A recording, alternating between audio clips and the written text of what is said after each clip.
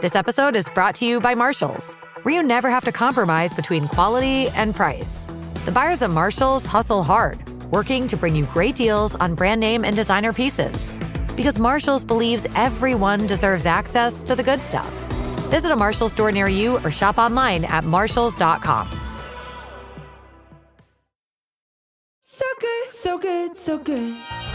New markdowns are on at your Nordstrom Rack store. Save even more, up to 70% on dresses, tops, boots, and handbags to give and get. Because I always find something amazing. Just so many good brands. I get an extra 5% off with my Nordstrom credit card. Total queen treatment. Join the Nordy Club at Nordstrom Rack to unlock our best deals. Big gifts, big perks. That's why you rack.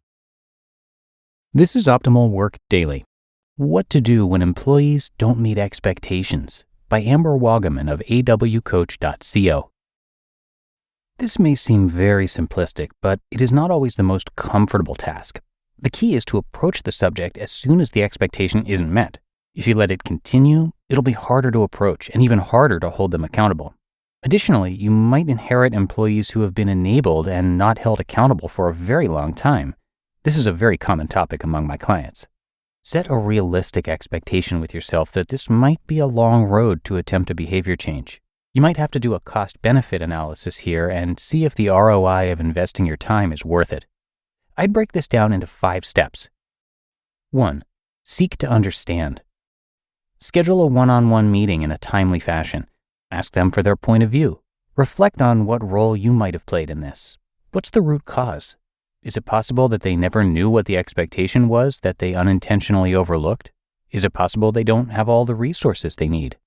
For the purposes of building trust and relationship building, I suggest going into these situations with an assumption of positive intention. I've had many clients who assume negative intent with employees. People just want to take advantage. Or they're doing this on purpose. When you assume negative intent, you are projecting and starting from a place of distrust. Great leadership behavior to model is assuming positive intent. Do your best to erase all preconceived notions and start fresh with every single situation. Communicate clear expectations and help them understand how their behavior impacts others. Example, quote, "When you don't communicate status updates, it affects X, Y, and Z members of the team because they can't move forward with their tasks. When they can't move forward with their tasks, A and B happen." End quote. 3. Depending on what the underperformance item or overlooked expectation is, you might need to collaboratively work with the employee to come up with an action plan. This can be engaging for them if they feel they have ownership in their development. 4. Hold them accountable. This step is where most people get stuck because it's uncomfortable, and oftentimes people feel as if they are babysitting and they don't want to feel that way. Consistent, ongoing feedback is crucial. As a leader, this is your responsibility. If holding others accountable makes you uncomfortable, let's talk about why and how you can gain confidence in this area. And 5, if they are still not meeting this expectation, move toward a formal performance improvement plan with specific consequences. Leaders, it's your job to first be a role model of accountability by holding yourself accountable. Lead by example. Always make sure expectations are clearly communicated. If you're modeling flaky behavior, not meeting deadlines or expectations, you can't expect others to do the opposite. Remember that one of the most disengaging and demotivating things you can do as a leader is to keep underperforming or toxic employees and not hold them accountable. Nothing will kill a great employee faster than watching you tolerate a bad one. 5 reasons why we need to develop leaders, by Amber Waugaman of awcoach.co. Developing leaders should be a default non-negotiable in every organization. Over 60% of companies offer no leadership training. Additionally, most organizations don't seem to track, evaluate, or analyze their turnover or hiring costs. Eek! Choosing not to develop leaders is choosing to remain stagnant. Here are 5 reasons why we need to develop leaders. Number 1, your company will be more profitable if you invest in leadership development. If you are an organization, your goal is probably to be as profitable as possible. You're missing out on profits when you don't develop leaders. Investing in leadership development has a high ROI because of the multiplier effect. Just as negative behavior ripples through an organization, so does highly effective behavior. Number 2. Myth. Everyone inherently knows how to lead. No training is needed. Scientific studies suggest that leadership is 30% genetic and 70% learned. We generally promote based on technical skills or favoritism or other unsuitable reasons, and then throw these new leaders to the wolves. We mistakenly expect that leaders will inherently know how to lead and manage others. While some people are inherently more skilled than others, development is still crucial. The role of leadership is navigating human behavior, and this is not a simple thing to navigate. Number 3. The environment is rapidly changing.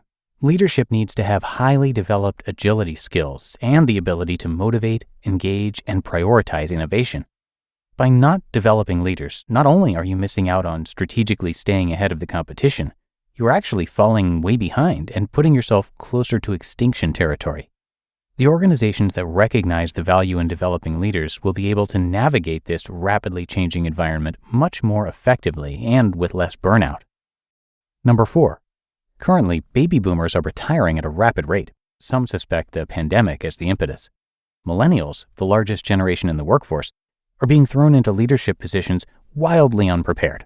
Additionally, these millennials are experiencing the highest rate of burnout. They need and expect to be developed. Many are reaching out to me to invest in their own development. Either the organization has turned down their request to pay for their development, or they don't even care to ask because they are planning to find a better work environment.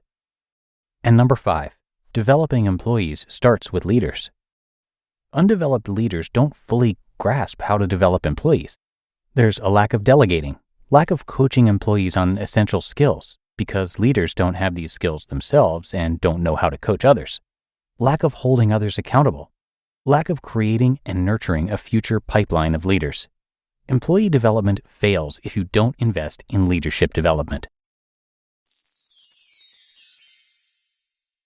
You just listened to the posts titled, "What to Do When Employees Don't Meet Expectations," and 5 Reasons Why We Need to Develop Leaders, both by Amber Waugaman of awcoach.co.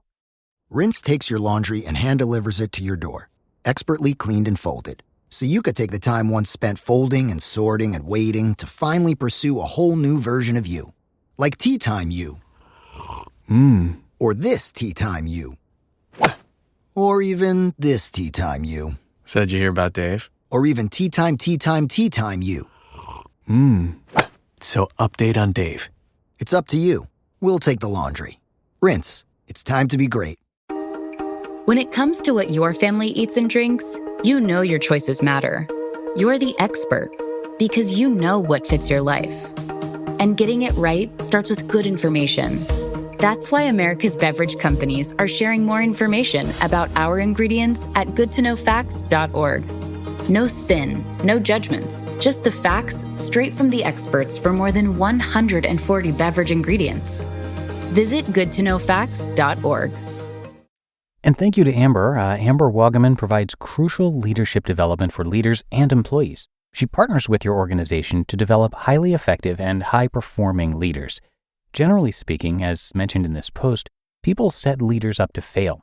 They're promoted into leadership positions without providing them with the training, skills, tools, resources, and ongoing development that is essential to being a highly effective leader. Throwing leaders to the wolves with no development is not a viable solution if you want your organization to be sustainable, innovative, and agile. And this is what Amber and her team help with. And you can check out her website for more great resources. Just come by awcoach.co. And as usual, I do have that linked in this episode's description. But that should do it for today. I thank you so much for being here and listening all the way through, and I will be back with you tomorrow, where your optimal life awaits.